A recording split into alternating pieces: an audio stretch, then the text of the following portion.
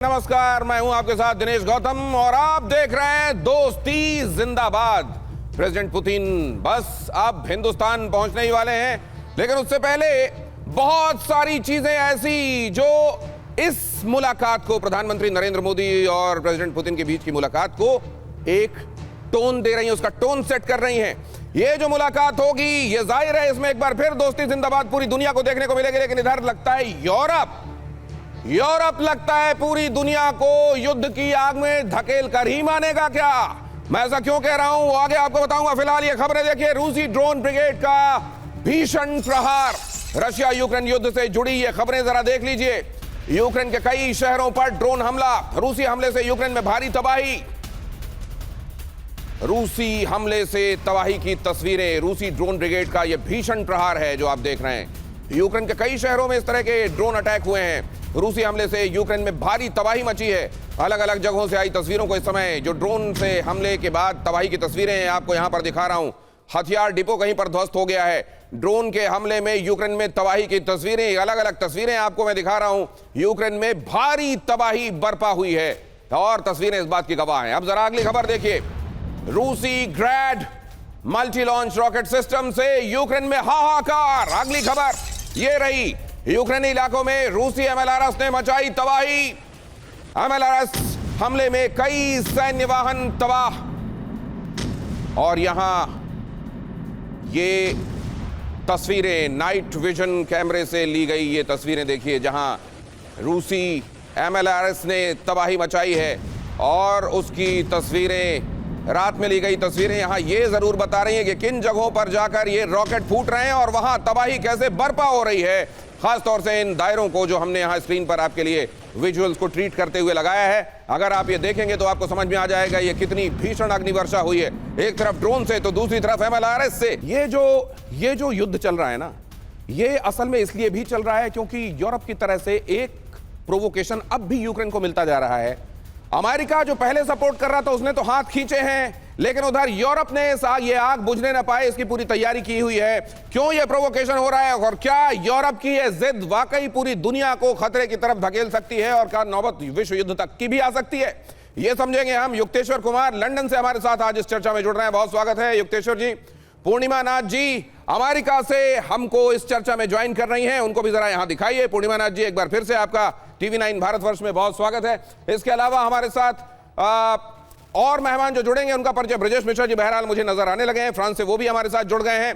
सज्जाद अजहर पीरजादा पाकिस्तान से हमारे साथ जुड़ेंगे और इसके अलावा राजेश पुरोहित जी एक बार फिर से चाइना से हमें ज्वाइन कर रहे हैं। और मेरे साथ यहां पर मौजूद हैं defence expert Sanjay Kulkarni sir. हमारे साथ संजय भारद्वाज भी जुड़ रहे हैं जो कि फॉरेन अफेयर्स के मामले में आप जानते हैं उनका एनालिसिस कमाल का होता है। और इसके अलावा मेरे साथ जुड़ रहे हैं एम्बेसडर दीपक वोरा, कई जगहों पर भारत का प्रतिनिधित्व राजदूत की हैसियत से कर चुके हैं। कार्तिकेय काले सर, डिफेंस एक्सपर्ट, हमारे साथ इस चर्चा का हिस्सा है। बहुत स्वागत करता हूं आप सबका। और ये जो चल रहा है, क्या इसका कल्मिनेशन, क्या यहां ये ब्रिंकमैनशिप पूरी दुनिया को एक नए खतरे की तरफ धकेल सकती है? यूरोप की तरफ से इस समय आने वाली बयानबाजी और प्रेसिडेंट पुतिन का यह कहना कि हमको तो नहीं, लेकिन उनकी अगर ये मुराद है कि यूरोप और रशिया होना चाहिए, तो चलिए ये भी करके देख लेते हैं। सबसे पहले संजय कुलकर्णी साहब, आपका मैं नजरिया लेना चाहता हूं। ये केवल साई ऑप्स हैं या यहीं पर ये ब्रिंकमैनशिप कभी भी डिरेल होकर युद्ध में बदल सकती है? विटकॉफ 5 घंटे की बातचीत के बाद साफ साफ पुतिन ने कहा है कि अगर यूरोप लड़ाई करना चाहता है तो वो अब तैयार है और अभी शुरू हो सकती है, उन्हें कोई डर नहीं। लेकिन जहाँ तक बातचीत का सवाल है, मैं एक छोटा सा, अगर आप इजाज़त दें तो हमारी तरफ से एक थोड़ा सा सुझाव था कि जैसे सेकेंड वर्ल्ड वॉर में जर्मनी को वेस्ट और ईस्ट जर्मनी में बनाया गया और ईस्ट जर्मनी जो था वो सोवियत यूनियन के नीचे था, उसी माफिक अगर यूक्रेन को वेस्ट और ईस्ट यूक्रेन में बदला गया और ईस्ट यूक्रेन का पूरा जो है वो रूस को दे दिया जाए, जिससे कि नाम भी रहा यूक्रेन का और जो उसका जिम्मेवारी है वो किसकी रही, वो रही रूस की। तो कहीं ऐसे हो सकता है कि सांप भी मरे और लाठी भी ना टूटे। तो ये बहुत ज़रूरी होगा कि कहीं ना कहीं हम लोगों ने मध्यस्थता करनी होगी। क्योंकि डॉनबास का जो रीजन है इसको लेकर के नॉर्मेंडी फोर जो आज जर्मनी बात कर रहा है, जर्मनी, फ्रांस, रूस, यूक्रेन 2014 से लगातार इस डॉनबास रीजन की लड़ाई रोकने की कोशिश कर रहा है। 2014 से लड़ाई हो रही है, अब 2025 आ गया है। क्या हम लोग ये भी नहीं कर सकते इस लड़ाई को? तो रूस का जो मानना है कि डॉनबास का जो ये रीजन कमाल का सजेशन है वैसे, और मुझे लग रहा है, पता नहीं वैसे तो होने क्या वाला है, लेकिन कई बार आपकी कही हुई बातों को मैंने सच होते हुए देखा है। जब ये मुलाकात होने वाली है, क्या ये प्रपोजल जा सकता है? क्या ये प्रपोजल आखिरकार टेबल्स तक भी पहुंचेगा और इस पर मुहर लग सकती है क्या कि जैसे ईस्ट और वेस्ट जर्मनी हुआ था, क्या वैसा ही यूक्रेन का कुछ किया जा सकता है? उससे नाम भी बचा रहेगा, यूक्रेन भी बना रहेगा और उधर रशिया का जो पर्पस है वो भी सर्व होता है। क्या ये एक विन विन सिचुएशन अराइव हो सकती है दोनों मुल्कों के बीच में? खासतौर से प्रेसिडेंट पुतिन जब यहां आ रहे हैं और पूरी दुनिया की तवक्को यह है कि भारत कुछ ऐसा कर सकता है जिसमें शांति का रास्ता निकले। क्या ये एक क्रेडिबल सॉल्यूशन हो सकता है कार्तिकेय काले सर? देखिए, क्रेडिबल सॉल्यूशन में दो लोगों का पार्टिसिपेशन बहुत ज़रूरी है, उनका एग्रीमेंट बहुत ज़रूरी है, यूक्रेन एंड रशिया। देखिए, हम सजेशंस दे सकते हैं, इसमें कोई डाउट नहीं है कि जो जनरल साहब ने बोला है वो बहुत ही बढ़िया सजेशन है और प्रैक्टिकल भी है। परंतु डॉनबास का एरिया जो है वो यूक्रेन के लिए बहुत इंपॉर्टेंट है और यूक्रेन उससे पीछे हटने को बिल्कुल तैयार नहीं है, 1 इंच भी तैयार नहीं है। देखिए, 20% of almost entire Ukraine has been taken over by Russia, वो तो रशिया ने कैप्चर कर लिया है। डॉनबास का एरिया इंडस्ट्रियली भी बहुत इंपॉर्टेंट है और वहाँ से जो पाइपलाइंस एक्चुअली पहले जाती थी वो सब टूट गई हैं, अब वो दूसरी तरफ से जा रही हैं। तो डायरेक्ट रूटिंग पूरा ईस्टर्न एरिया जो यूक्रेन का है, जो इस समय रशिया के कंट्रोल में है, वो डायरेक्ट रूटिंग और एक्सेस टू ब्लैक सी के लिए भी बहुत इंपॉर्टेंट है। तो अब आप मेरे को बताइए कि कोई भी देश जो अपने 20% के हिस्से को कैसे आसानी से दे देगा? तो मुझे नहीं लगता कि यूक्रेन इतनी आसानी से इस बात को मानेगा। लेकिन प्रैक्टिकली ये फैक्ट भी है कि जो चीज़ जमीन पे है वो ही है। दैट मीन्स रशिया ने यदि वो कैप्चर कर, लेकिन मुझे एक चीज लग रही है, ये जो आप कह रहे हैं बिल्कुल सही कह रहे हैं और अभी तक तो यूक्रेन यही मेंटेन कर रहा है, क्योंकि जेलेंस्की को भी ये लगता है कि अगर इसके अलावा किसी तरह के एक प्रपोजल के लिए वो हाँ बोलेंगे तो जो मुसीबत उनके पास शायद 6 महीने बाद, साल भर बाद, 1 साल बाद आने वाली हो वो अभी आ जाएगी। इसलिए किसी चीज के लिए, ऐसी चीज के लिए वो हाँ नहीं बोलेंगे। लेकिन जैसा कहा जाता है कि अर्ध तजा ही बुद्ध सरबस जाता, कि जब सब जा रहा हो तब आधा छोड़ देने के लिए कई लोग तैयार हो जाते हैं जो बुद्धिमान होते हैं। यूरोप को पुतिन का अल्टीमेटम, यूरोप से जंग के लिए तैयार हैं, पुतिन ने कहा। शांति में रोड़ा बन रहा है यूरोप, पुतिन का कहना है। यूरोप शांति नहीं चाहता है, पुतिन ने कहा। हम चाहते हैं शांति, लेकिन अगर प्रोवोक किया जाएगा तो फिर चलिए, यूरोप वर्सेस रशिया अगर उनकी मुराद है तो यह भी पूरी की जाएगी। प्रेसिडेंट पुतिन ने इन अ वे ये भी कह दिया है। एम्बेसडर वोहरा, इस तरीके की बातें यूरोप तो कह देगा और हो सकता है उसके उलट स्टेटमेंट अगले दिन दे दे, लेकिन प्रेसिडेंट पुतिन को इस हद तक ले आना कि वो कहे कि चलिए फिर अगर यही मुराद है तो हो जाए, तो वो फिर कभी ऐसा हो सकता है कि आप चाह नहीं रहे थे लेकिन फिर हो जाएगा और फिर यूरोप कहेगा कि हम तो, हमारा मतलब ये नहीं था कहने का। जो लोग समझते हैं कि ऐसी चीज़ें आसानी से हो जाती हैं, मैं पूरी तरह से सहमत नहीं हूँ। ये याद रखिएगा सर कि पहला विश्व युद्ध और दूसरा दोनों यूरोप में लड़े गए थे और आजकल बड़ी आसानी से हम थर्ड वर्ल्ड वॉर की बात करते हैं। वॉर होगी तो यूरोपियन वॉर होगी। लैटिन अमेरिका को, अफ्रीका को, एशिया को कोई रुचि नहीं है जो ये लोग आपस में भिड़ रहे हैं। अब यूरोप के पास ताकत नहीं है सर। एक ज़माना था जब 30-35% दुनिया की जो एरिया है वो फ्रांस और ब्रिटेन और जर्मनी और स्पेन की कंट्रोल के अंडर होता था, वो ज़माना ख़त्म हो गया है। तो मेरा ख्याल है कि ये धमकियां देंगे। रूसोफोबिया बहुत तगड़ा है यूरोप के देशों में। क्यों डरते हैं? कहते हैं, सुन लीजिए सर, कहते हैं कि पुतिन साहब ज़मीन के लिए हंगरी हैं। सर मैंने तो सुना है उनको एक प्रेस कॉन्फ्रेंस में कहते हुए कि व्लादिवोस्टॉक ईस्टर्न हिस्से से मॉस्को आ रहे हैं, कहते हैं सुपर फास्ट जेट में मुझे 7 घंटे लगे थे वहाँ से यहाँ तक आने को और अभी भी मैंने रशियन फेडरेशन को क्रॉस नहीं किया। क्या मैं भूखा हूँ ज़मीन के लिए? 150 करोड़ की आबादी है। यूरोप कहानियाँ बनाता है, कुछ नहीं करेंगे सर। सब यही कह रहे हैं पहले तू मार, पहले तू मार, देखते हैं रूस क्या करता है। कोई नहीं कुछ करेगा। पुतिन ने साफ कर दिया और दाद देता हूँ, अकेले वो नेटो जो 30-32 देश हैं उनसे खड़े हैं, उनके सामने चट्टान की तरह। आजा टाइगर, देखते हैं कितना दम है तेरे में।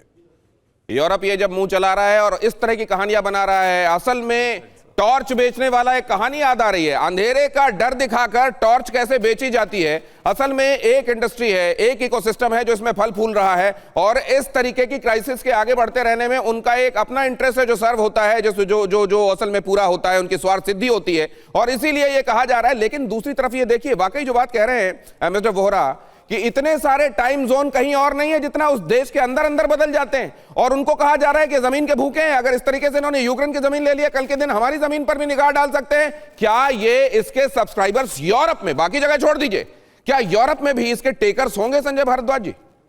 देखिए, देखिए दो तरीके से युद्ध लड़ा जा रहा है। पहली बात, एक फील्ड में जो हथियारों के माध्यम से लड़ाया जा रहा है, दूसरा जो साइकोलॉजिकल वॉरफेयर जो हो रहा है। और पुतिन इस माइंडसेट को, यूरोप के माइंडसेट को ठीक से पढ़ रहा है और अमेरिका के माइंडसेट को भी ठीक से पढ़ रहा है, और वो कह रहा है कि हम जंग के लिए तैयार हैं।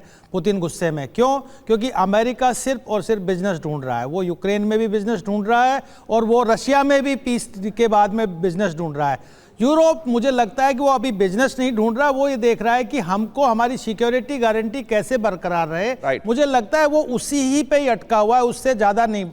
जहाँ तक जेलेंस्की की बात है, देखिए दो बातें। जेलेंस्की, एक तो जस्ट पीस की बात है कि भाई मुझे डोनबास दे दीजिए, मेरे साथ अन्याय हुआ है। मुझे लगता है कि जेलेंस्की भी अब किसकी तलाश में, वो डिग्निफाइड पीस की तलाश में है कि मैं कम से कम जनता में मुंह दिखाने लायक रहूँ, मैं दोबारा से मेरा यहाँ पॉलिटिकल करियर भी बना रहे। और मुझे लगता है उनको कुछ नहीं लगेगा हाथ में, सिर्फ जो विन विन सिचुएशन होगी। पुतिन को जो चाहिए वो लेंगे, और अमेरिका को बिजनेस चाहिए, वो बिजनेस, क्योंकि वो ट्रंप बिजनेसमैन है, वो बिल्कुल एकदम उसी एंगल से सोचते हैं, ट्रांजैक्शनल है। वो देख रहा है कि कहाँ क्रिटिकल मिनरल्स है, कहाँ इन्वेस्टमेंट होगा, कहाँ से क्या ले लूँगा, यूक्रेन से भी ले लूँगा, ये सारा पूरा गणित है। और यूरोप जो है वो देखिए डिपेंडेंट है। यूरोप रशिया पे भी डिपेंडेंट था, पहले पूरा का पूरा एनर्जी रशिया से लेता था, उनके वो प्राइस को स्टेबलाइज किया हुआ था। मार्केट जितना भी था एक्सपोर्ट होता था वो रशिया में यूरोप से होता था, वो चाइना ने ऑक्युपाई कर लिया।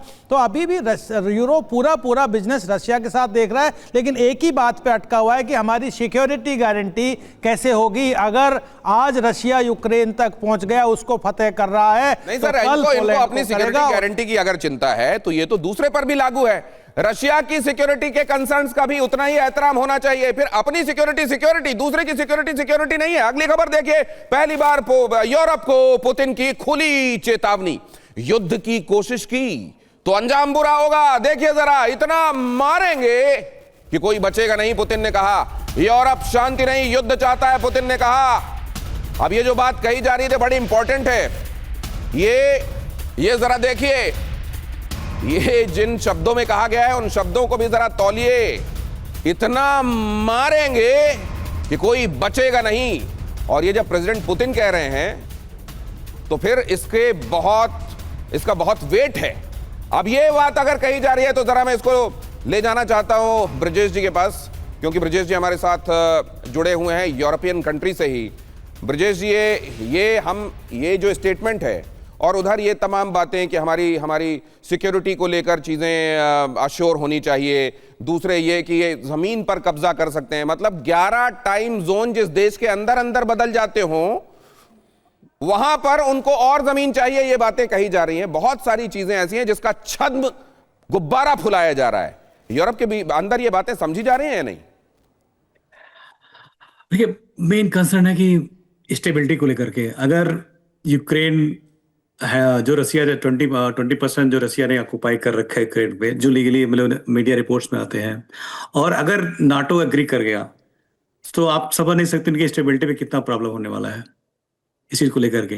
तो लोग यूक्रेन को, अगर रियली में इतना फैक्ट है कि यूक्रेन का सपोर्ट करना चाहते हैं, तो आप देखो यूरोप का कोई भी कंट्री यूक्रेन के साथ आके लड़ नहीं रहा, सिर्फ सपोर्ट कर रहा है। जस्ट लाइक पानी की जरूरत है, 2 ड्रॉप डाल दो, something like that. Financial support कर रहे हैं, आर्टिलरी सपोर्ट कर रहे हैं, बट कोई भी फुल फेज वार में नहीं जाना चाहता यूक्रेन के साथ।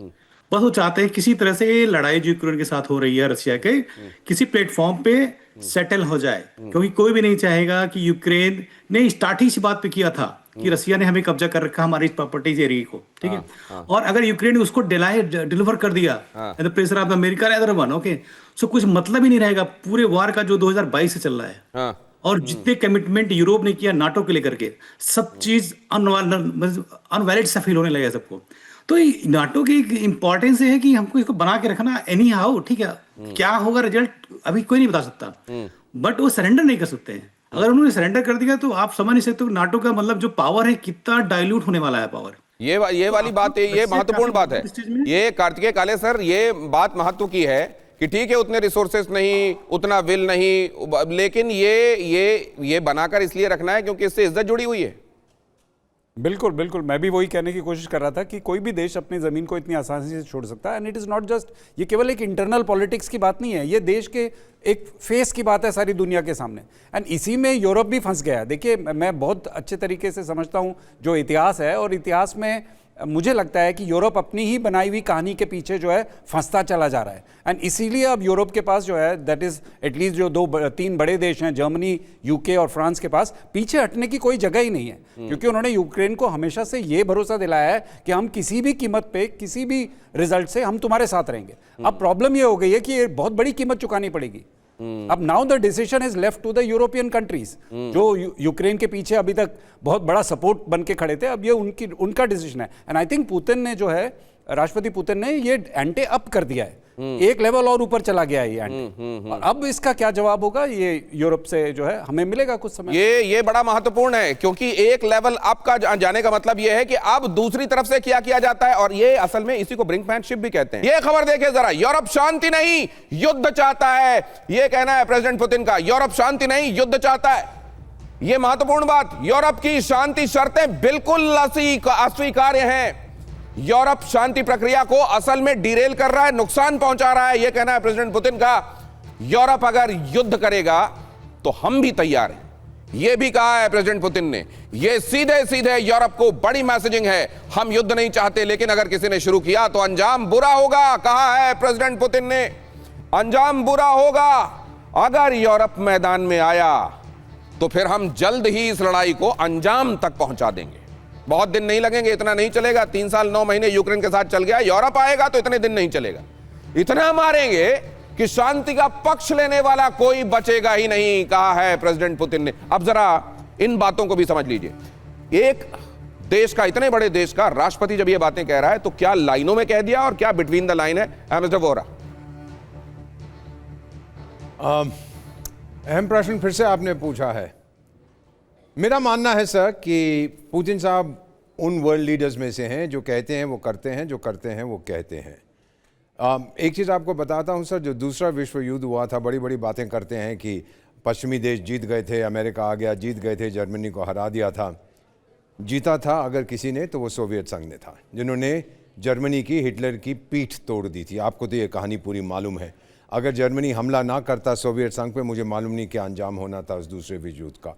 लेकिन सोवियत संघ 3 करोड़ अपने नागरिक खोए थे इस जंग में, और यूक्रेन के भी बहुत से लोग मरे थे। पश्चिमी देशों का इतना नुकसान नहीं हुआ था। बाद में बड़ी बातें करते हैं कि हम जीत गए, हम जीत गए। सो सर, रूस के ऊपर 3 बार हमले हुए हैं, मैं बता देता हूँ। एक स्वीडन के थे चार्ल्स द 12th, उसके बाद नेपोलियन ने किया, फिर हिटलर ने किया।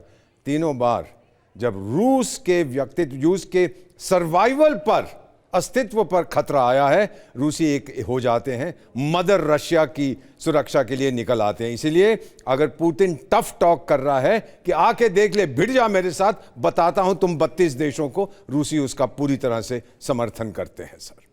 ये बहुत बड़ी बात है। और ये इसीलिए अगर मान लीजिए उधर से कोई भी एक छोटा प्रोवोकेशन होता है, असल में ललकारने वाला या वाटर टेस्टिंग वाला, तो ये बातें कहां चली जाएंगी। ये कहना कि फिर इतने दिन नहीं लगेंगे, बहुत जल्दी अंजाम को पहुंचा देंगे, इसका मतलब ये है कि वो वेपन भी यहां यूज किए जाएंगे जो अभी तक इस्तेमाल नहीं हुए हैं। और क्या वो परमाणु भी हो सकता है? ये एक बड़ा स्टेटमेंट है। अब जरा देखिए जर्मनी को लेकर ये जो बात अभी मिस्टर वोरा बता रहे थे, मैं जरा मिस्टर वोरा के पास ही चलूंगा, लेकिन ये बात पूछते हुए प्रसून साहब से। प्रसून साहब, ये जो जर्मनी की एक तरीके से रशिया को लेकर बिटरनेस है, क्योंकि उसके पीछे एक बैकग्राउंड है। जब जर्मनी की तरफ से कोई बात कही जाती है मौजूदा परिस्थितियों में, तो ये मैं जानना चाहता हूं क्या वो उसके पीछे वो बिटरनेस भी होती है, या असल में कंप्लीट रियलिस्टिक स्टेटमेंट्स होते हैं, या उस बिटरनेस के बैकग्राउंड में स्टेटमेंट्स दिए जाते हैं? जी, जहाँ तक मुझे यहाँ पे लगता है, जर्मनी में ये मोर रियलिस्टिक स्टेट पे दिए जाते हैं, क्योंकि जर्मनी खुद इंटरनली अगर आप देखें वो काफी मुद्दों से जूझ रहा है, और एनर्जी सिक्योरिटी उसमें सबसे बड़ा मुद्दा है। और बाकी जो उनका इकॉनमी भी है वो बहुत मतलब स्टेबल है। और अगर ऐसी भी बातें हो रही है, अगर एनर्जी सिक्योरिटी नहीं मिली तो आने वाले कुछ सालों में वो नेगेटिव ग्रोथ में चला जाएगा। तो जर्मनी को कहीं ना कहीं रशियन एनर्जी अगर जल्दी मिल जाती है तो वो रिवाइव होने में काफी मदद करेगा। तो रियलिस्टिकली जर्मनी तो यही चाहेगा कि कहीं ना कहीं इस समझौते या पीस टॉक्स में कहीं रिजल्ट निकले और ये युद्ध बंद हो। तो इसमें रियलिस्टिकली ही चीजों को देखा जा रहा है। ये कहा जा रहा है प्रसून साहब की तरफ से, मतलब हिस्टोरिकल जिस बिटरनेस की बात होती है उसको यहां पर कंसीडर करते हुए या उसको भी सबकॉन्शियस में रखते हुए कहीं कोई बात कही जाती है, ऐसा नहीं है। कम से कम प्रसून जी की अंडरस्टैंडिंग ये है, लेकिन ये है वो हिस्सा। अब जरा कार्तिकेय सर, मैं आपको यहां लेकर आना चाहता हूं। ये अभी जिसकी बात हम कर रहे थे कि इतना बड़ा देश जहां अगर आप ईस्ट से और वेस्ट की तरफ आए तो 11 टाइम जोन बदल जाते हैं, उसको लेकर यह कहा जाता है कि ये तो जमीन हड़पना चाह रहा है, और इसीलिए ये यूक्रेन की जमीन भी हड़प चुका है, इसीलिए अब बाकी देशों की भी जमीन जो यूरोप से जुड़े यूरोप के देश हैं उनकी जमीनें भी हड़प सकता है। यहां से पूरी एनर्जी का पूरा ना सही लेकिन अभी बहुत कंसिडरेबल लार्ज चंक अभी भी वहीं से आ रहा है। साथ में मतलब ये तुम्ही से मोहब्बत तुम्ही से लड़ाई, अरे मार डाला दुहाई दुहाई भी चल रहा है। ये जरा ये मुझे समझाइए सर, ये इन देशों, एक तो इसको कितना मोनोलिथिक यूरोप माना जाए, पहले तो ये, क्या ये मोनोलिथिक यूरोप है? नहीं, मोनोलिथिक तो डेफिनेटली नहीं है, बिकॉज सब देशों के अपने अपने ओपिनियंस हैं। परंतु रशिया फोबिया, जो एक बहुत अच्छा वर्ड एम्बेसडर साहब ने यूज किया था, रूसोफोबिया। रूसोफोबिया एक बहुत भी बड़ी चीज है, और आपने पिछले, जब से ये एक्चुअली इशू शुरू हुआ है 1991 से, आप मान के चलिए बोरिस येल्त्सिन के टाइम से ये इशू है कि जब ये उसके बाद जब ये बाल्कनाइजेशन हो गया ओल्ड यूएसएसआर का, और ये बाकी देश जब इंडिपेंडेंट हुए, तो धीरे धीरे नेटो ने उस तरफ जाना शुरू किया, रशिया की तरफ जाना शुरू किया। उस समय से ही 1991 से ये इतिहास में चल रहा है कि रशियंस हमेशा कंसर्न रहे कि नेटो की जो पूर्व की तरफ है, ईस्ट की तरफ है, जो प्रोग्रेस नहीं होनी चाहिए उसको रोक दीजिए, this will result in a problem. 91 से आज 2025 है, 2022 में एक्चुअल इन्वेजन हुआ, और 2014 में जो है उनकी लड़ाई एक्चुअली उस तरफ से शुरू हुई। तो कहने की बात यह है कि ये बहुत पुरानी समस्या है, जो रूसोफोबिया। एक चीज मैं पूरे नक्शे को देखता हूं तो एक चीज समझ में आती है सर, ये देखिए, ये है पड़ोस रशिया का, लेकिन यहां पर ऐसे हालात बने हुए हैं कि अपने पड़ोस के बजाय दुनिया भर की चिंताएं हैं, इसको प्रोवोक करते रहो, दुनिया में खेलते रहो। ये देखिए, इधर आ जाइए जरा, यहां अब जरा मैं इधर ले जाना चाहता हूं। ये भारत से ही अलग होकर एक जैसी भाषा, एक जैसा खान पान, व्यवहार, सब कुछ, और उसके बाद यहां इन दोनों के बीच में आपस में चलता रहता है। और यहां देखिए, फिर ये मुझको यहां पर ये नजर आ रहा है, ये अमेरिका। ये पूरी दुनिया में पड़ोस में आग लगा लगा के डेमोक्रेसी की हिमायत और इसकी हिमायत और उसकी हिमायत, कमाल खेल है सर। ये जरा इसको भी समझाइए एम्बेसडर वोहरा। मैं और इसके बाद युक्तेश्वर साहब के पास जाऊंगा, लेकिन पहले ये समझना चाहता हूं, ये इसका खेल समझाइए जरा, मैं ये इसको समझने में बड़ा इस समय इंटरेस्टेड हूं। अमेरिका के बारे में जी सर, यूक्रेन यूरोपियन यूनियन का सदस्य है क्या? नेटो का सदस्य है क्या? तो क्यों मरने को तैयार है उसके लिए? अब वहां तो साहिल में, अफ्रीका में भी बहुत जंग हो रहे हैं, वहां जाके मरो ना, इसके साथ क्यों? क्योंकि यूरोपियन है इसीलिए। और मैं आपको एक चीज सर जो मुझे समझ आती है वो ये है कि आपकी बात से एक चीज मुझे याद आई कि शादी का कार्ड भी नहीं छपा है, लेकिन तलाक को लेकर लड़ाई हो रही है। ब्रिलियंट, इसका मैं प्रयोग करूंगा किसी दूसरे शो में। मैं इतना कहना चाहता हूँ, ये शब्द नाजी, आपको याद होगा जब ये जंग शुरू हुआ था, जब पुतिन साहब ने स्पेशल मिलिट्री ऑपरेशन किया था, उन्होंने कहा था कि डीनाज़ीफाई। सर ये शब्द नाजी, मैं तो रूस में गया हूं कई बार, सब उस एरिया में रहा हूं, they hate the word Nazi, क्योंकि वो हिटलर था सर, जिसने क्या किया था बाकी देशों के साथ आप जानते हैं। तो ये नाजी शब्द जो है, दिस इज रशियाज टर्म, और रूसी खड़े हो जाते हैं। I haven't met a single Russian मेरी उम्र का या मुझसे कम उम्र का जिसका फादर या अंकल या कोई नाजियों ने मारा नहीं था उसको। So this is a very strong feeling, and Putin was able कि उसने उठा दिया उनकी कलेक्टिव एंगर को। अब मेरा फाइनल चीज से ही कहना चाहता हूं, आप लोग, बहुत से लोग ये कार्यक्रम देख रहे हैं, अगर आप देख पाए, क्योंकि आजकल इंटरनेट से स्क्रब कर दिया है, 2019 या 18 में यूएसए और यूक्रेन ने एक अग्रीमेंट किया था कि हमेशा यूएसए मदद करेगा यूक्रेन की, ऑक्यूपाइड टेरिटरी ओडेसा फुडेसा को भी वापस लाएगा। आजकल उसकी बात नहीं करते। रूस कहता है ये क्या अग्रीमेंट। अब इसको भी देखिए ना सर, ये भी बड़ा इंपॉर्टेंट है। मैं अब युक्तेश्वर जी के पास जाने वाला हूं, इसलिए खासतौर से इसकी चर्चा कर लेना चाहता हूं। ये जिसका सूर्य कभी अस्त नहीं होता था, ये मुझको दो, ये भी, अमेरिका भी और ये भी, दुनिया भर में गड़बड़ी के लिए जिम्मेदार आखिरकार रूट्स में जाएंगे तो आपको कहीं ना कहीं ये मिल जाएंगे। बिल्कुल बिल्कुल इतिहास। दूसरे ये भी आप देखिए, ब्रेग्जिट कर लिया इसने, सब कर लिया, लेकिन यूरोप को जाओ जाओ जाओ जाओ जाओ जाओ भिड़ो उससे, जाओ जाओ बोलो ये बोलो, और साथ में ये भी बीच बीच में प्रोवोकेशन खुद भी करता रहता है। इनका गेम समझाइए ना जरा। मैं फिर उनके पास युक्तेश्वर जी के पास जाने वाला। एक्चुअली सॉरी, आपने कहा ना कि यहाँ अस्त नहीं होता सूरज, क्योंकि भगवान भी भरोसा नहीं करता अंधेरे में जी। परंतु इस समय यूके की पोजीशन पर्टिकुलरली ऐसी है कि किसी क्या बोलते हैं ना, बाजुओं में दम नहीं पर हम किसी से कम नहीं। तो वही बिल्कुल उन पे ये जो मुहावरा है ये बिल्कुल फिट बैठता है। और जहां तक अमेरिका का सवाल है, अमेरिका तो डेफिनेटली पड़ोसी के घर में हमेशा खलल में लगा रहता है। एक बात बताइए, कहीं ऐसा तो नहीं है ये जो दुनिया के दादा बने हुए हैं या दुनिया को चलाने का कभी उन्होंने दम भरा है कि हमारे इशारे पर दुनिया चली है, कहीं इनकी फिलॉसफी ये तो नहीं है कि गड़बड़ी नहीं होगी तो हम चौधरी कब बनेंगे? देखिए, यूके के बारे में तो आप इस ख्याल को बाहर निकाल दीजिए, चौधरी क्या, अब तो वो शायद चूहा भी नहीं बन सकते, परंतु अमेरिका के बारे में ये जरूर बात हो सकती है। देखिए, जिसके पास पावर है, जिसके पास ताकत है, जिसके पास पैसा है, वो देश इस समय केवल अमेरिका है। रूस को इसीलिए चेक में रखा गया है यूरोप के थ्रू, ताकि रूस कभी भी उस पोजीशन पे आ नहीं पाए।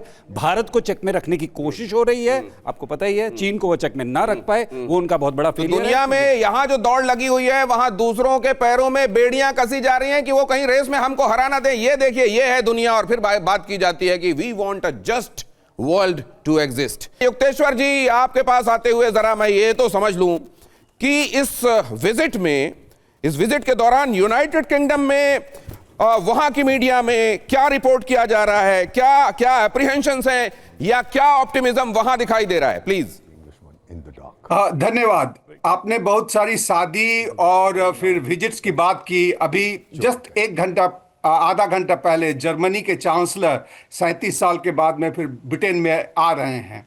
तो आज का जो मुझे ये लग रहा है कि जो भू राजनीति है, वो जिस तरह से पुतिन बोल रहे हैं कि भाई अगर करोगे तो हम बिल्कुल मार काट कर देंगे, जैसे आपने भी बताया, ये सब बहुत ज्यादा जिसको हम लोग बिहारी में बोलते हैं गोलेबाजी हो रही है।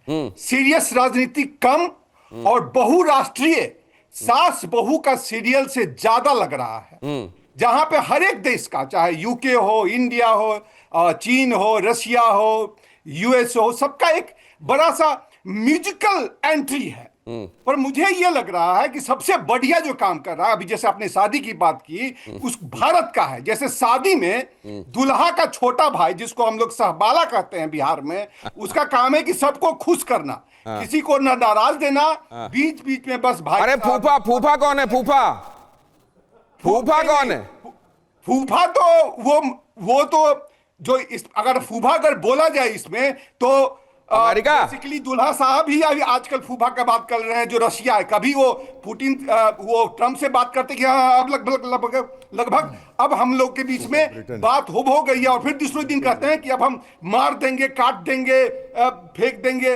अरे भाई, ये सब जो है ना, बस बोलने की है। बहुत कुछ ज्यादा मुझे जो लगता है, भले ही आप लोग सहमत नहीं है, बहुत ज्यादा सीरियस इसको लेने की जरूरत नहीं है। अच्छा सर, तो एक बात बताइए, चलिए इधर समझ लीजिए कि इसको सीरियस लेने की जरूरत नहीं है, तो यूरोप जो कह रहा है उसको सीरियस लेने की जरूरत है? नहीं, मतलब मेरा ये कहना सीरियस लेके एक बात मैं कहता हूं कि ये जो है अब सर ये बताइए, और यूरोप का बताएं कौन सा लीडर ने बोला कि हम रशिया पे अभी हम अटैक करना चाह रहे हैं? ऑफ कोर्स ये शीतकाल से ही यूरोप और पार्टिकुलरली यूके का अगर सबसे बड़ा दुश्मन कोई रहा है तो यहां बैठे बैठे आप जाइए तो रशिया है। हमेशा से उनके बीच में ट्रस्ट डिफिसिट रहा है। पर यूके ने बताएं, एक कभी भी की स्टारमर हो या एंजेला मर्केल हो या किसी ने भी, रेचल रीव्स हो, किसी ने भी ये बोला हो कि भाई हम रशिया पे अटैक करने जा रहे हैं।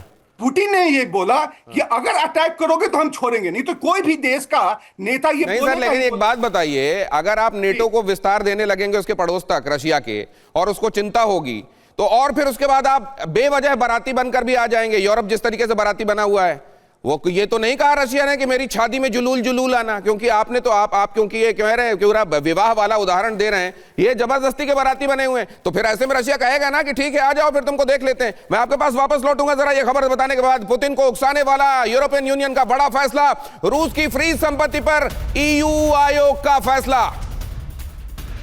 फ्री संपत्ति से यूक्रेन का पुनर्निर्माण होना चाहिए, यूरोपियन यूनियन ने कहा। रूस की फ्री संपत्ति पर प्रस्ताव लाएगा यूरोपियन यूनियन। अब बताइए, इस तरीके की बातें करने के बाद और ये कहा जाए कि नहीं नहीं, रशिया तो जो कह रहा है वो बड़ा बड़ा अजीब कह रहा है। पूर्णिमा नाथ जी को भी मैं लाऊंगा इस चर्चा में। पूर्णिमा जी, कुछ विलंब से आपके पास आ रहा हूं, इसके लिए माफी, लेकिन जरा एक कमेंट यहां से चाह रहा हूं। संजय भारद्वाज जी, इस तरीके की तमाम चीजें करने के बाद और फिर ये कहा जाए कि नहीं, रशिया जिम्मेदार है, प्रेसिडेंट पुतिन देखिए क्या भाषा बोल रहे हैं। देखिए दिनेश जी, मैं पूरा गणित देख रहा हूँ, इसमें देखिए दो बातें साफ साफ है। पहली बात कि सिर्फ यूरोप कलेक्टिव सिक्योरिटी की बात कर रहा है, यूरोप में रशिया माइनस है। अमेरिका भी कलेक्टिव सिक्योरिटी की तरफ नहीं देख रहा है, वो भी इंडिविजुअली बायलैटरल नेगोशिएशंस और इक्वेशंस पे चल रहा है, भारत के साथ बढ़ा रहा है दोस्ती। और यहाँ पर ये जो ट्रायंगुलर बन रहा है, रशिया, चाइना एंड अमेरिका, तो अमेरिका इस ट्रायंगल में रशिया और अमेरिका एक साथ खड़ा होना देखना चाहता है, वो चाइना और रशिया को एक साथ नहीं देखना चाहता। और इससे क्या हो रहा है कि क्योंकि वो स्टेटस को चैलेंज कर रहे हैं चाइना और रशिया कलेक्टिवली, और उसमें जो सबसे बड़ा जो आज का वर्ल्ड में इमर्ज हो रहा है वो सेल्फ हेल्प सिस्टम आ रहा है। लेकिन सर, जो लोग इंडिविजुअल्स के बीच में चीजों को समझते हैं, दो प्यार करने वालों पर जब जब दुनिया उनको तरसाएगी, मोहब्बत बढ़ती जाएगी। ये जब इस तरीके से प्यार पे पहरा, ये तो हमारे गाने लिखने वाले बहुत पहले लिख के चले गए।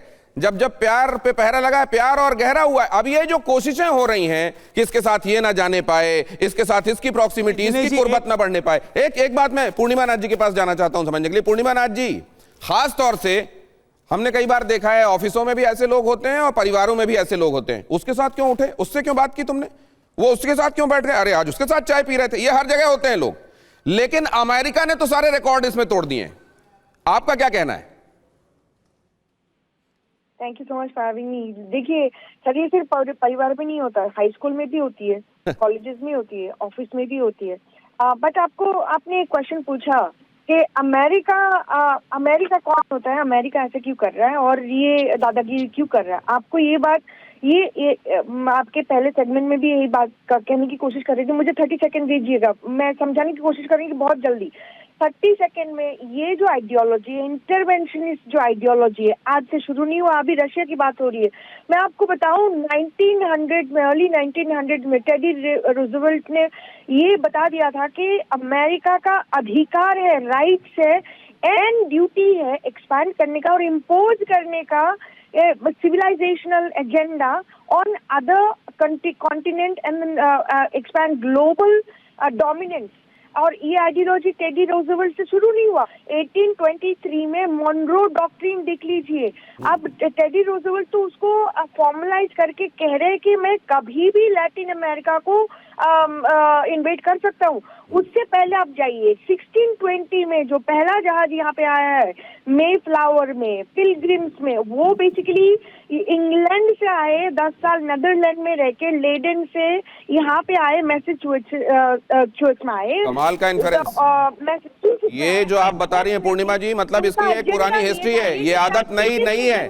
और वहां इसको अपना जेन्युइन और लेजिटिमेट राइट माना जाता है। और अगर ऐसा होता है तो ये खबर बताने के बाद मैं जरा सज्जाद पीरजादा साहब के पास भी आने वाला हूं, लेकिन उससे पहले जरा देखिए यूक्रेन को ट्रंप प्रशासन का बड़ा झटका। यूक्रेन को ट्रंप प्रशासन का बड़ा झटका। यूक्रेन से दूरी बना सकता है अमेरिका। अमेरिकी विदेश मंत्री मार्को रूबियो का बयान, ये हमारी लड़ाई नहीं है, रूबियो ने कहा, हम इसे खत्म करना चाहते हैं, रूबियो ने कहा। मतलब जब इनको लगे अचानक किसी दिन, उस दिन ये इनका मसला नहीं रह जाता। और जब इनको अचानक किस दिन लगे कहीं पर भी दुनिया में कहीं पर भी कुछ होने वाला हो, फटे में टांग अड़ाने का इनका मन हो, तो उस दिन इनका ये मसला हो जाता है। अब जरा अगर ये रियलिज्म है, और ये रियल्म पाकिस्तान भी कई बार देख चुका है, लेकिन फिलहाल पाकिस्तान को ये सब सूट कर रहा है। मैं जरा सज्जाद पीरजादा साहब के पास जाऊंगा। सज्जाद साहब, क्या मतलब छोटे मुल्कों के पास असल में चॉइस होती नहीं है क्या? जो बुलाए और बड़ा हो, हाथ हिला के बुलाने लगे तो उस तरफ जाना पड़ता है क्या? ये इस तरह वाला मामला है क्या? अब ये पाकिस्तान के संदर्भ में जानना चाहता हूं। देखिए कि पाकिस्तान के संदर्भ में आप जानना चाहते हैं, लेकिन मैं एक बात कहना चाहता हूं आपसे। इलामा इकबाल ने कहा था, इलामा इकबाल ने, कि सारे जहां से अच्छा हिंदुस्तान हमारा। हिंदुस्तान तो अब आपका हो गया और इलामा इकबाल हमारे हो गए हैं। तो हिंदुस्तान अच्छा है, तभी तो सारे मुल्क आ रहे हैं रशिया आ रहा है, रशिया और इंडिया के ताल्लुकात कितने अच्छे हैं, शुरू से अच्छे हैं, तो ये बहुत अच्छी बात है। अगर यूरोप का इसके अंदर ये है कि चीख रहा है, परेशान है, अमेरिका भी कहता है कि ताल्लुकात नहीं होने चाहिए रशिया और इंडिया के, तो अमेरिका कौन होता है ये फैसला करने वाला? इंडिया एक इंडिपेंडेंट कंट्री है, एक ग्रेट कंट्री है, वो अपने फैसले खुद करता है, शुरू से करता आ रहा है। तो मैं मुझे तो ये अच्छी बात बिल्कुल भी नहीं लगती कि कोई मुल्क कह दे उठ के इंडिया को जनाब कि आप इसके साथ ताल्लुक रखें, इसके साथ ना रखें। कितनी बुरी बात है। तो ट्रम्प को देखना चाहिए, सीखना चाहिए, यूरोप को सीखना चाहिए कि इंडिया और रशिया के जो ताल्लुकात हैं शुरू से ही हैं, और अगर कोई किसी के साथ ताल्लुकात रखता है तो भाई आपके साथ ताल्लुकात अच्छे नहीं है तो आप खुद देखें ना। आप इतने अच्छे बने कि आपके मुल्क में भी चलकर लोग आए। अगर आप जंग रुकवाना चाहते हैं यूक्रेन की और रशिया के दरमियान, तो आप इतने अच्छे बन जाएं। आप चाहते ये है हमें नोबेल प्राइज मिल जाए, तो आप इतने अच्छे बन सज्जाद जाएं। पीरजादा साहब, लेकिन आपने शुरुआत में कहा, वो अभी तक मेरे दिमाग में चल रही है बात। अल्लामा इकबाल ने जब ये बात कही थी, वो निश्चित रूप से उनका दिमाग और उस समय उनकी सदाशयता काबिल तारीफ थी। यूक्रेन शांति समझौते पर अब तक अमेरिका के हाथ खाली।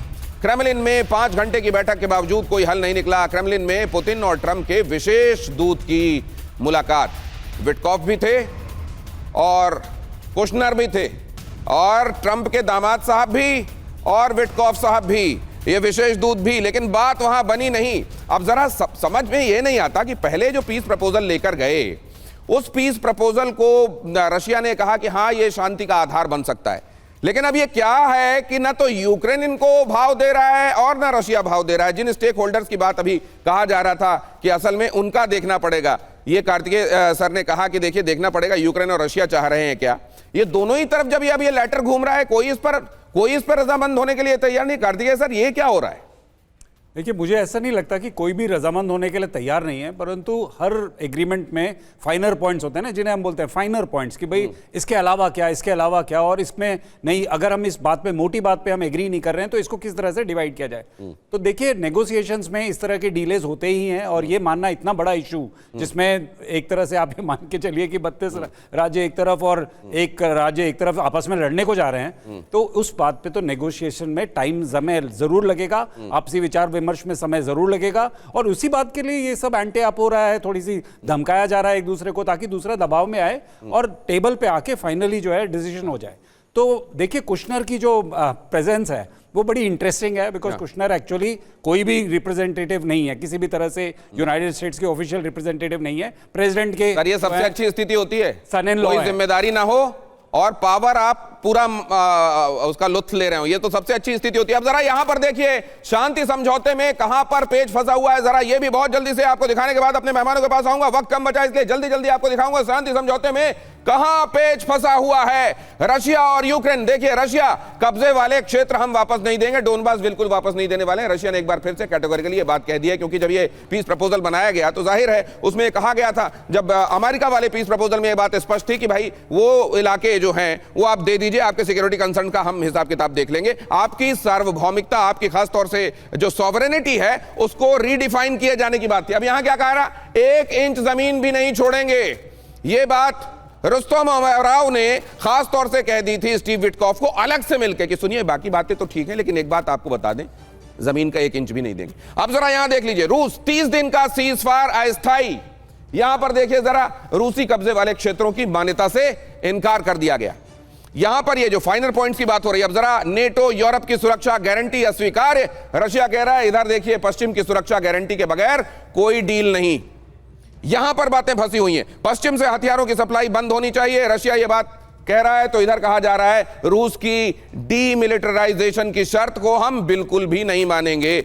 यहां पश्चिम से हथियारों की सप्लाई बंद करने के संदर्भ में कहा जा रहा है, यहां कहा जा रहा है कि ना तो अपनी सेना की संख्या घटाएंगे और ना ही अपनी सेना के बारे में फैसला लेने के संदर्भ में, वेपन्स के बारे में फैसला लेने के संदर्भ में ये अख्तियार हमारा होगा और ये शर्त हम नहीं मानेंगे। तो ये जो बातें फंसी हुई हैं, ये जो एक बैकग्राउंड सेट हो रहा है पुतिन की भारत यात्रा से पहले, ये जो तमाम चीजें हैं, इस बैकड्रॉप में जो तय हो चुका है उसमें कोई परिवर्तन आएगा, या ऐसी जब शिखर वार्ताएं होती हैं, ऐसी जब समिट्स होती हैं, तो उसमें इस तरह की परिस्थितियों के हवाले से वेरिएबल फैक्टर्स कम होते हैं। क्या होता है जरा ये भी समझ लें। मिस्टर वोरा,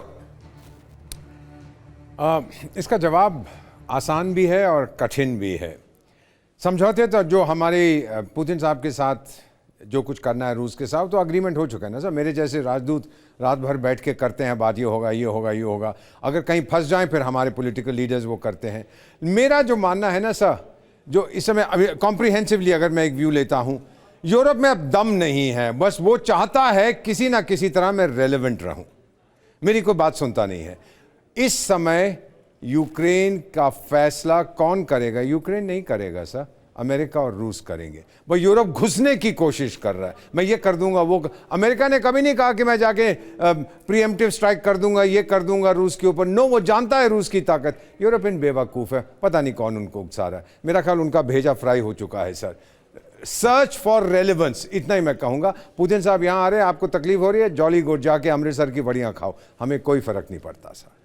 तो क्योंकि यहाँ कई बार इस तरह का भी जिक्र हुआ, विवाह की भी चर्चा हुई, तो सास भी कभी बहू थी, लेकिन सास बन जाने के बाद वो रिलेवेंस बना रहे, इसकी एक जद्दोजहद रहती है। मैं जनरल कुलकर्णी इसमें ये समझूंगा कि यूरोप को भी जाहिर है उसकी हैसियत कितनी बड़ी है जिस हिसाब से वो पोस्चरिंग करता है, लेकिन वो पोस्चरिंग तो करता है और उसको नजरअंदाज भी नहीं किया जा सकता। कितनी है उसकी पोस्चरिंग की कीमत, वेट कितना है? दिनेश, अगर आप देखें पोरोशेंको जब प्रेसिडेंट बने थे 2014 में, उसने लगातार अपने सर ये खबर देख लीजिए जरा, 7 मंत्रियों के साथ भारत आ रहे हैं पुतिन। ये अहम खबर TV9 भारतवर्ष पर exclusive. 7 ministers are accompanying him. 7 मंत्रियों के साथ भारत आ रहे हैं पुतिन। 7 मंत्री वो कौन कौन होंगे और उनकी भी साथ में आमद का मायना क्या है, ये बहुत जल्द हम आपको बताएंगे। मनीष झा हमारे संवाददाता ये खबरें आप तक पहुंचा रहे हैं, उनके पास हम जल्द चलेंगे और आपको ये बताएंगे। लेकिन ये 7 मंत्रियों का भारत आना, पुतिन के साथ 7 मिनिस्टर्स, 7 मंत्रियों का भी भारत आना, जाहिर है बहुत सारे समझौते होने वाले हैं और हर एक समझौते के संदर्भ में उन मंत्रियों की मौजूदगी, उनका भी उपस्थित होना इस पूरे मामले को, और रक्षा मंत्री का भी साथ में आना, ये बहुत महत्वपूर्ण। मनीष आप जगह की तलाश मत कीजिए, आप तो बस जल्दी से मुझे बताइए कि इसके मायने क्या है। आप बिल्कुल देखिए, वैसे राष्ट्रपति पुतिन के साथ एक बड़ा डेलीगेशन आ रहा है जिसमें प्रेसिडेंट पुतिन के साथ उनके साथ जो वरिष्ठ मंत्री हैं वो रहेंगे। इसके अलावा जो दूसरे और क्षेत्र के लोग हैं वो सब भी होंगे, यानी कि बहुत से इंडस्ट्री प्लेयर हैं वो भी रहेंगे। लेकिन रक्षा मंत्री, विदेश मंत्री प्रेसिडेंट पुतिन के साथ होंगे और 2-3 और जो जैसे ऊर्जा मंत्री हैं वो उनके साथ होंगे। तो वो पूरी लिस्ट अब TV9 के पास आ गई है अब से, जबकि कुछ 24 घंटे से भी कम समय बचा है प्रेसिडेंट पुतिन के भारत पहुंचने को लेकर। उससे पहले TV9 के पास वो लिस्ट है कि कौन कौन से मंत्री पहुंचने वाले हैं, और फिर राष्ट्रपति पुतिन की जब प्रधानमंत्री मोदी से मीटिंग होगी तो उनमें इन मंत्री से संबंधित जो विभाग हैं उनके भी अहम समझौते होंगे। लगातार दिनेश आप दर्शकों को बताते रहे Su-57 के बारे में, S-400 के बारे में, तो रक्षा मंत्री बेलूसोव जो है वो भी पुतिन के साथ इस डेलीगेशन में शामिल होने रहे हैं। लेकिन यकीन मानिए कि जो इनका डेलीगेशन होगा वो लगभग अगर मैं कहूं सबको मिलाकर तो वो 3 डिजिट में पार कर जाएगा जी। तो अगर ये 3 डिजिट पार कर जाने वाला है तो मैं एक बात और आपसे जानना चाहता हूं, ये खुलासा अभी होना, इसका केवल ये जो फैक्टर है वो ये है कि थ्रेट परसेप्शन को देते हुए कई चीजें लास्ट मिनट रिवील की जाती हैं, आखिर में रिवील की जाती हैं। ये सब पहले से तय रहा होगा, अब दुनिया को बताया जा रहा है, या असल में अभी कुछ चीजें तय हुई हैं और उनके अपने मायने हैं? नहीं, देखिए सब कुछ तय है, लेकिन आपने सही कहा थ्रेट परसेप्शन का, इसके बावजूद कि भारत और रूस की सुरक्षा एजेंसियों ने चाक चौबंद व्यवस्था कर रखी है। और मैं बहुत जिम्मेदारी के साथ कहता हूं कि राष्ट्रपति पुतिन मॉस्को की तुलना में दिल्ली में ज़्यादा सुरक्षित महसूस करेंगे। लेकिन इसके बावजूद भी बहुत सारी डिटेल, बल्कि हमें भी हिदायत दी गई है विदेश मंत्रालय की तरफ से कि बहुत सी डिटेल जो हमें पता है लेकिन हम उसका इस्तेमाल नहीं कर रहे हैं, मसलन उनके आना जाना, उनके रूट से संबंधित बहुत सारी बातें, क्योंकि ये सुरक्षा कारणों से है। लेकिन हाँ, जो डेलीगेशन का हिस्सा है, डेलीगेशन के हिस्से को लेकर राष्ट्रपति पुतिन जो डेलीगेशन लेकर आ रहे हैं तो उन्होंने भारत सरकार को उसकी लिस्ट पूरी सौंप रखी है। साथ ही उन्होंने ये कन्वे किया था कि वो चाहते हैं कि इस बार उनका फोकस बिजनेस पर ज्यादा हो, ट्रेड पर ज्यादा हो, तो इसलिए एक बड़ा भारी भरकम बिजनेस डेलीगेशन भी साथ में लेकर आ रहे हैं। लेकिन साथ ही साथ वो अपने सरकार के साथ वरिष्ठ मंत्रियों के साथ आ रहे हैं, जिसमें रक्षा मंत्री भी शामिल है। और मुझे लगता है रूसी रक्षा मंत्री बेलूसोव, जो कि युद्ध के दरमियान बने थे सर्गेई शोइगु के बाद, उनकी शायद ये पहली भारत यात्रा ही होगी। बहुत धन्यवाद मनीष झा, ये इंपॉर्टेंट अपडेट देकर इस शो में एक तरीके से 4 चांद लगाने के लिए बहुत धन्यवाद आपका। बहुत धन्यवाद मेरे सभी मेहमानों का मेरे साथ आज की चर्चा में जुड़ने के लिए।